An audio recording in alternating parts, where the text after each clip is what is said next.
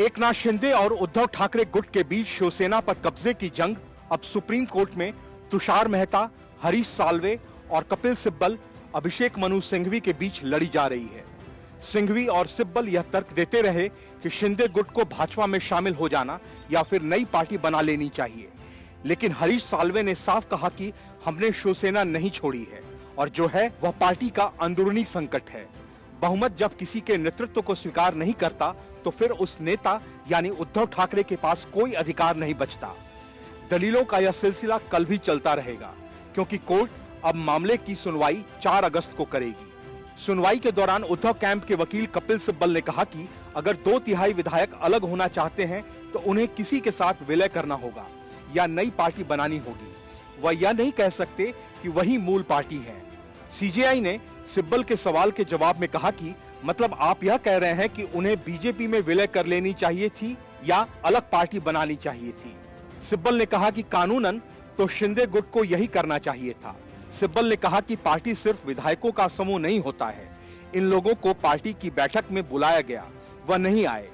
Deputy speaker को चिट्ठी लिख दी, अपना व्हिप नियुक्त कर दिया। असल में इन लोगों ने पार्टी छोड़ी है, वह मूल पार्टी होने का दावा नहीं कर सकते। आज भी शिवसेना के अध्यक्ष उद्धव ठाकरे हैं।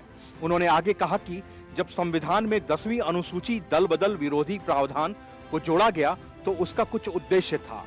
अगर इस तरह के दुरुपयोग को अनुमति दी गई तो विधायकों का बहुमत सरकार को गिराकर गलत तरीके से सत्ता पाता रहेगा और पार्टी पर भी दावा करेगा।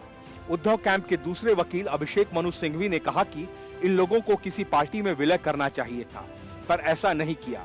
वह जानते हैं कि वह असली पार्टी नहीं है। सिंघवी ने कहा कि वह अपनी गलती पर पर्दा ढकने के लिए चुनाव आयोग से मान्यता पाने की कोशिश कर रहे हैं। वहीं शिंदे गुट के वकील हरीश साल्वे ने कहा कि जिस नेता को बहुमत का समर्थन न हो वह कैसे बना रह सकता है। शिवसेना के अंदर ही कई बदलाव हो चुके हैं। सिब्बल ने जो बातें कही हैं वह प्रासंगिक नहीं है। किसने इन विधायकों को अयोग्य ठहरा दिया?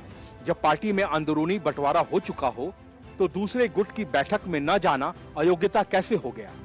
सीजेआई ने कहा कि इस तरह से तो पार्टी का कोई मतलब नहीं रह जाएगा। विधायक चुने जाने के बाद कोई कुछ भी कर सकेगा। इसके जवाब में साल्वे ने कहा कि हमारे यहाँ एक भ्रम है कि किसी नेता को पूरी पार्टी मान लिया जाता है। हम अभी भी पार्टी में हैं। हमने पार्टी नहीं छोड़ी है। हमने नेता के खिलाफ आवाज उठाई है। किसी ने शिवसेना नहीं छोड़ी है। बस पार्टी में 2 गुट हैं। क्या 1969 में कांग्रेस में भी ऐसा नहीं हुआ था? कई बार ऐसा हो चुका है। चुनाव आयोग तय करता है। इसे विधायकों की अयोग्यता से जोड़ना सही नहीं। वैसे भी किसी ने उन्हें अयोग्य नहीं ठहराया। शिंदे गुट की तरफ से दलीलें रखी जा रही हैं कि अयोग्यता का सवाल ही नहीं उठता। उन्होंने कहा कि फ्लोर टेस्ट की भी नौबत नहीं आई। इससे पहले इस मामले की सुनवाई 20 जुलाई को हुई थी। इस मामले की सुनवाई के लिए संविधान पीठ का गठन किया जा सकता है।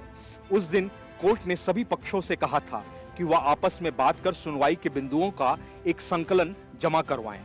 बता दें कि सुप्रीम कोर्ट में दोनों गुटों के नेताओं की कई याचिकाएं लंबित हैं और इन याचिकाओं में विधायकों की अयोग्यता, राज्यपाल की तरफ से शिंदे गुट को आमंत्रण देने, विश्वास मत में शिवसेना के 2 व्हिप जारी होने जैसे कई मसलों को उठाया गया है।